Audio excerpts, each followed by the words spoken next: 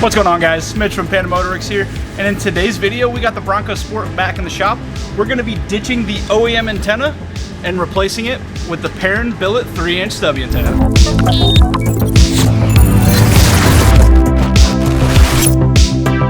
This is a great mod to do to your Bronco Sport for a variety of reasons. One, it's super simple. It only takes a few seconds of your time.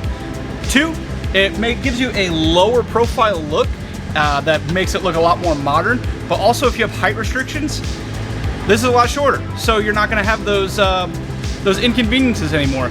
Likely it would just be you hitting the antenna and it going back and forth, but with this, that is going to be no more. And that's it. Let's go ahead and hop into it. To uninstall, you just simply unscrew it, pitch it, then take your stubby and screw it back on. Before I do that though, I did want to point something out. With these stubby antennas, we do get some feedback, whether it's not sitting flush, it's not sitting tight. All that is going to come down to this center screw. It is adjustable inside of the antenna, so if you're noticing it's not sitting flush, you can go ahead and screw it in to expose less threads. If it's not getting tight enough, you can do the opposite, and you should have a perfect fitting stubby antenna. So that out of the way, let's go ahead and get this installed and check it out.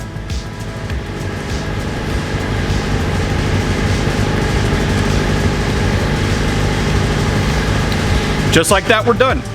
Super simple, really adds to the look of your Bronco Sport, and very affordable. You can get this, I believe right now it is under $35, so definitely not going to want to miss out on this one.